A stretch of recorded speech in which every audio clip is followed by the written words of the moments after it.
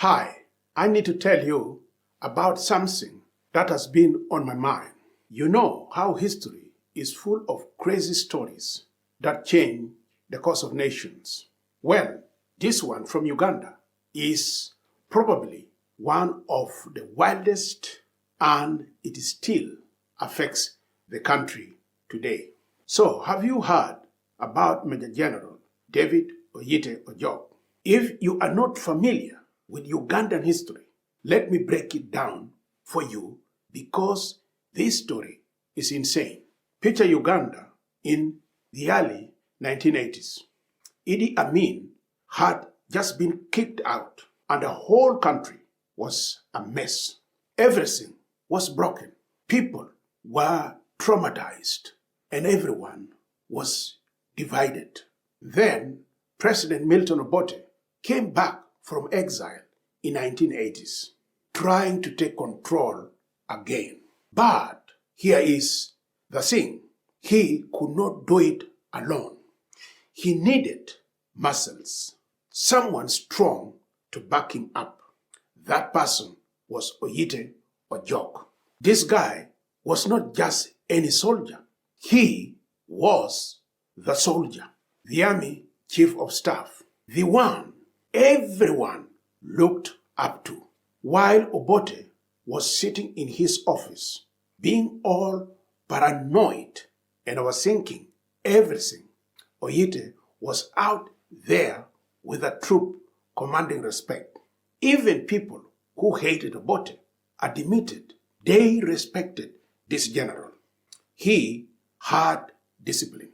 He had professionalism. And the soldiers absolutely loved him. But here is where it gets interesting. On December 2nd, 1983, everything changed. Oyite was coming back from the Luwero Triangle, that area where all the terrible fighting happened during the Bush War. He had been fighting against Yoweri Museveni's National Resistance Army rebels. So he boards this helicopter, right? And then, boom, the thing crashes. Just like that, he is dead along with everyone else on board.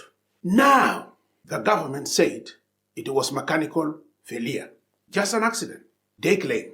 But nobody believed that then, and people still do not believe it today. Even after 40 years, it is still one of Uganda's biggest unsolved mysteries. Here is why people are suspicious. Oyite was becoming too powerful, too popular. Soldiers were not singing songs about Obote anymore. They were singing songs about Oyite.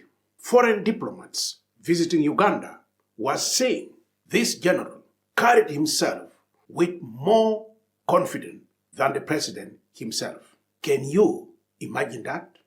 For someone as paranoid as Obote, that is terrifying.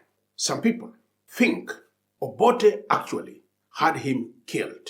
His own general, the one person keeping him safe. Sounds crazy, right?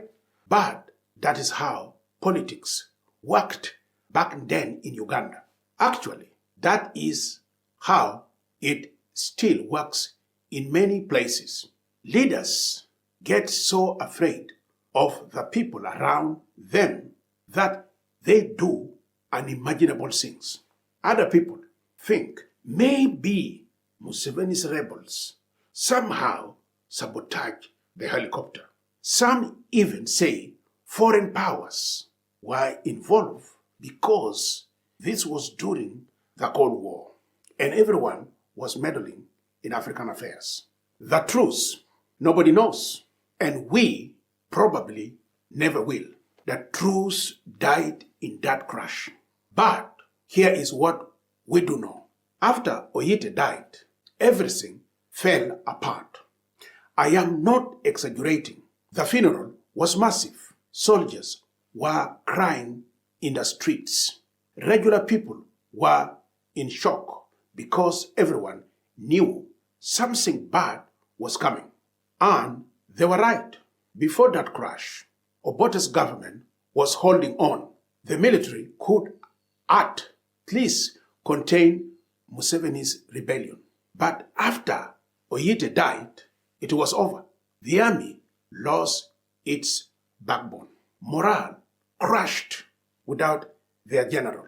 And Museveni, being the smartest strategist he is, saw his opportunity. He pushed harder, attacked more aggressively, and within just 2 years, Obote's government collapsed completely. By January 1986, Museveni marched into Kampala and took over, and he has been president since. That is almost 40 years now, all because of what happened on that December day in 1983. Think about that for a second. If that helicopter does not crash, if Oyite leaves, maybe Obote stays in power longer. Maybe he crushes the rebellion. Maybe Oyite himself eventually becomes president. But none of that happened.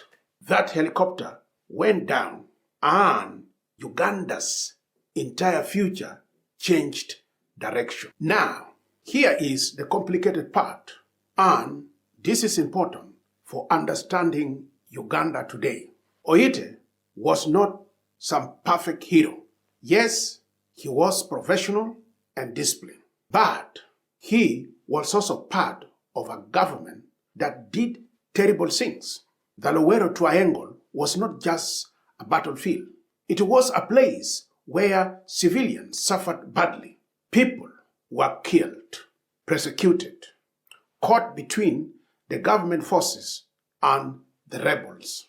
So, when Ugandans talk about Oyite, they cannot say just he was good or bad.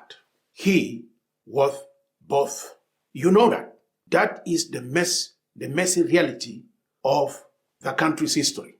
People who were at the crash site that day said it was haunting, burning metal, smoke rising everywhere, soldiers just standing there in shock with tears running down their faces. And when regular people heard the news on their radios, in markets, in churches, they were terrified. Parents held their kid closer because they knew that when powerful people die in Uganda, ordinary folks are the ones who pay the price. We could see Obote falling apart after that. His speeches tried to sound strong, but people who met him said he looked shaken, less confident. Without his general, he was exposed and vulnerable. The opposition saw it, the rebel took advantage of it, and even his own party started breaking apart. Oyite had been the glue holding everything together. Without him, the cracks just kept getting bigger. So yeah, that is the story. One helicopter crash, one afternoon in December, and the entire future of Uganda changed. It makes you wonder, doesn't it?